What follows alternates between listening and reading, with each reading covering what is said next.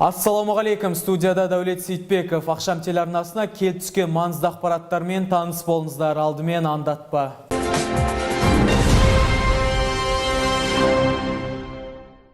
Қалалық әкімшіліктің үлкен залында кеңейтілген аппараттық жиын өтті.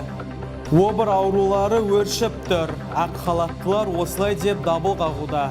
Елбасы Нұрсұлтан Әбішұлы Назарбаев 2019 жылды жастар жылы деп жариялады. Бұл жаңалықты Сатпаевтықтар қалай қабылдады? Жастар жылына қандай үміт күтілуде? Бірер минуттан соң әріптестерінің бейнематериалдарында. Балалардың денсаулығын нығайтудың ең тиімді жолдарын білесіз бе? Сәлден соң тілшіміз айтады.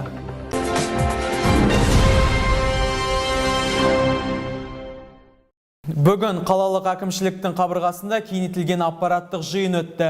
Күн тәртібінде қаралған мәселелер жайлы әріптесім Диана Абдықылықова тарқатсын. Аппараттық жиын алдымен кадрлық өзгерістерден басталды. Енді қалалық тұрғын үй коммуналдық шаруашылығы, жолаушылар көлігі, автокөлік жолдары және тұрғын үй инспекция бөлімінің басшысы қызметін Камшат Күнеділова атқаратын болады. Өзгерістер қалалық сайлау комиссиясында да орын алды. Сатпаев қалалық сайлау комиссиясының төрағасы Нина Андреевна Геймбух және хатшысы болып Гүлсім Пазылқызы Есмұрзаева сайланып отыр. Жиын басталысымен Асқар Ыдырысов өзекті мәселелерге тоқталды. Анығында Қарағанды облысының әкімі елбасының саясатын жер-жерде іске асыруға бағытталған шараларды қолға алу керектігін тапсырды. Әсіресе экономикалық өсімге назар аудару керектігі ескертілген болатын. Бұл ретте Сәтпаев қаласында да жүйелі жұмыстар жүргізілуде. Аппараттық жиын барысында қала әкімінің орынбасары Айгүл Төлендина білім беруді дамыту және жетекшілік ететін салалар бойынша мемлекеттік бағдарламалардың қарқынды іске асырылып жатқандығын атады. Жұмыспен қамту мәселесі бойынша 2019 жылдың 1 ақпанда 371 жұмыссыз тіркелуде, оның 129 жұмыссыздар тұрақты жұмысқа орналасты. Тіркеудегі жұмыссыздардың 50 азамат уақытша жұмыстарға қамтылды. Жұмыссыз жүрген 45 адамға хабарландыру беріліп, оларға бос орын жұмыстарын және қысқа мерзімді кәсіби орын оқуға бару ұсынылды. Осыған қоса жұмысқа орналастыру жолдамалар берілді. Отырыс барысында қаланың әлеуметтік экономикалық жағдайы, су тасқыны кезеңіне дайындық барысы және инфляциялық процесстерді тежеу туралы көптеген өзекті мәселелер көтерілді. Қала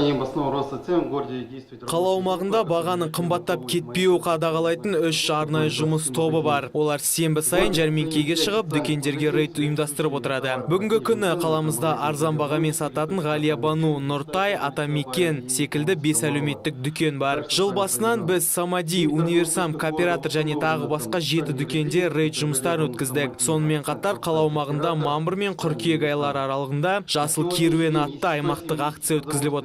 Онда Қазақстанның оңтүстігінен келген көкөністер арзан бағамен сатылымға ұсынылады. Қаланың экологиялық жағдайы да күн тәртібінен тыс қалмады. Шаһар аумағында жүрген қаңғыбас иттер мен мысықтарды аулау және жою жұмыстары жайлы ветеринария бөлімінің басшысының міндетін атқарушы Алия Райымбекова баяндады.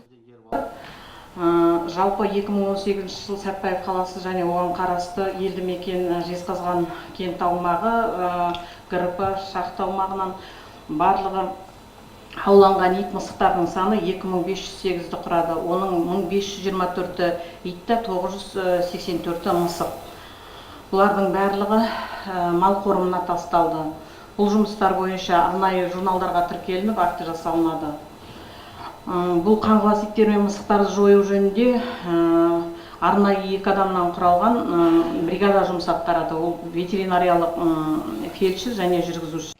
Жиын барысында тәртіп сақшыларының да есебі тыңдалды. Отырыс соңында қала әкімінің сынына іліккендердің қатары көп болды. Әсіресе жастар саясатын жүзеге асырып отырған мекемеге жұмыстарын жүйелеу қатаң тапсырылды. Шаһар басшысы жауапты тұлғаларға міндетті жұмыстардың дұрыс жүргізілуін жүктеді. Диана Абдықалықова, Біржан Сағындық, арнайы ақшам жаңалықтар үшін. Жезқазған қалалық онкологиялық диспансерінде қазір 240 адам қатерлі ісік диагнозымен есепке алынған. Мамандардың айтуы бойынша бұл көрсеткіш 2018 жылмен салыстырғанда да 100 адамға көбейген. Дендеп тұрған дерттің дерегін әріптесім Дана Күнтуған баяндап берсін. Қатерлі ісік ауруының түрі көп. Қазақстанда ең көп кездесетіні сүт безінің қатерлі ісігі. Аты жаман аурудың бұл түрі Жезқазған өңірінде айналып өтпепті. Яғни алғашқы орында тұр. Одан соң өкпе, тері, асқазан обыры үштікке ілінсе, әйелдердің жатыр мойны қатерлі ісігі 4-ші орында көрінеді. Бұрын бұл дертке 50-60 жастағы әйелдер шалдықса, енді 30-40 жастағы қыз келіншектерден табылып жатыр.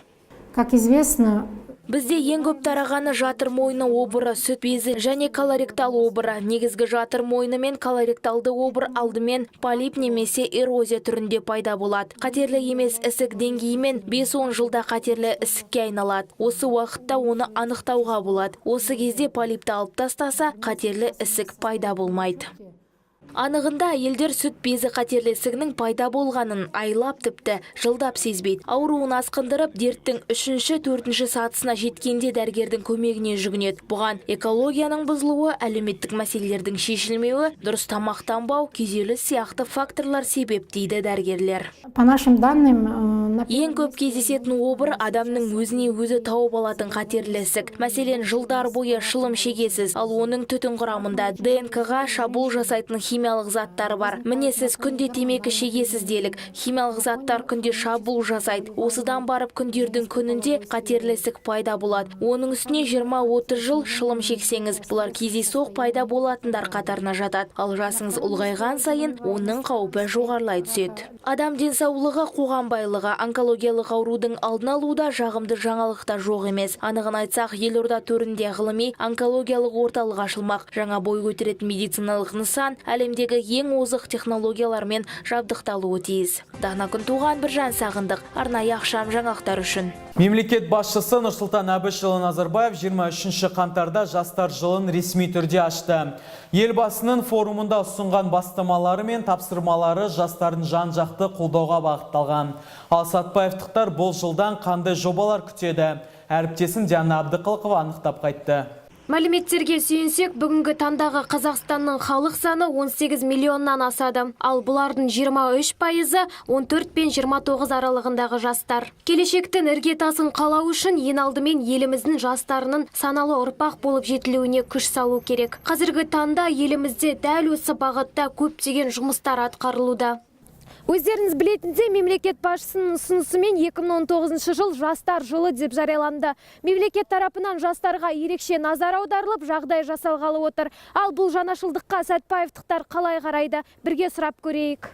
Жастардан сұрайтынымыз тек жақсы білім алып, қаламызды биіктерден көрсету. Сонымен қатар үлкендерді сыйлап, қаланың экологиясына көңіл бөлсе екен. Өскелең ұрпақ әрдайым заман сұранысына сай бейімделуіне барлық жағдай жасалуда. Бүгінде республикамызда білім беру әдістемесіне өзгерістер енгізілуде. Мәселен, 3 тұғырлы тілді меңгеру, заманауи IT технологиясын енгізу, робототехника және тағы басқа жаңашылдықтар. Ал кеншілер шаһарының жастарына қандай мүмкіншіліктер жетіспейді? Тұрғындардың пікіріне назар аударайық. Көбінесе жұмысқа тұру қиын жастарға.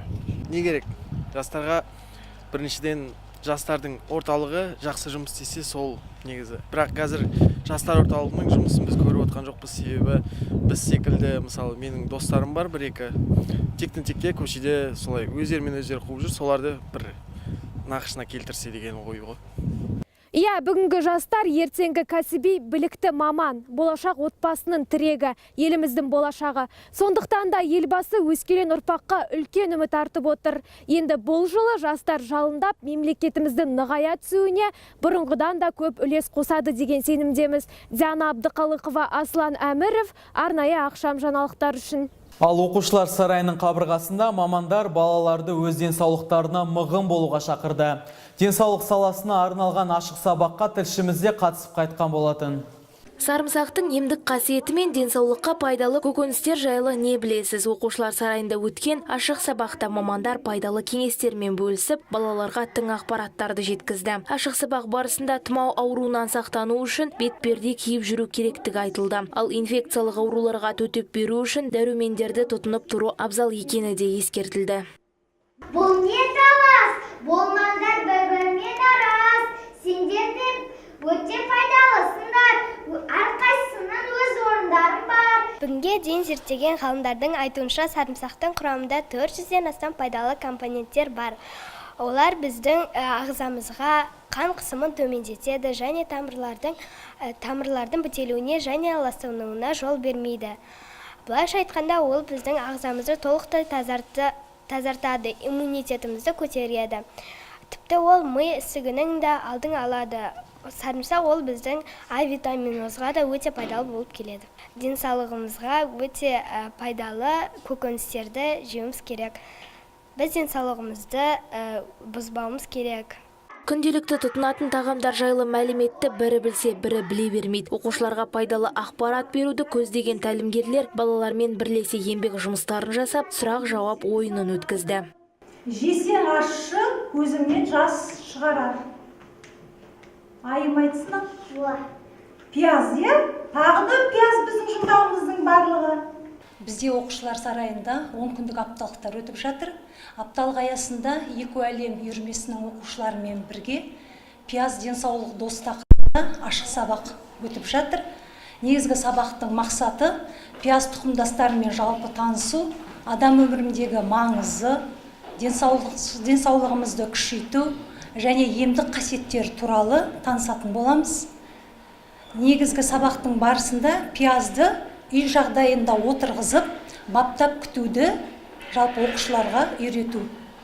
Нұрсұлтан Назарбаев қазіргі заман талабына сай жан-жақты жетілген бойында ұлттық сана мен ұлттық психология қалыптасқан имандылық әдебі, парасаты бар ұрпақ тәрбиелеу, өсіру, білім беру бүгінгі таңда отбасының, балабақшасының, барша елдің, халықтың міндеті екенін еске салған болатын. Сондықтан да бала денсаулығы әрдайым маңызды меже болып қала бермек.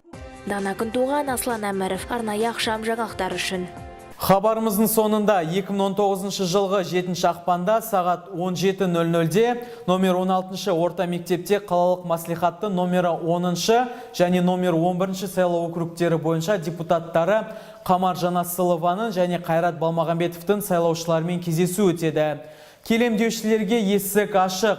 Ал бүгінге келіп түскен ақпараттар легі осындай болды. Зейін қойып тыңдағандарыңызға рахмет. Алда ауа райы болжамы және орыс тіліндегі жаңалықтар. Аман сау болыңыздар.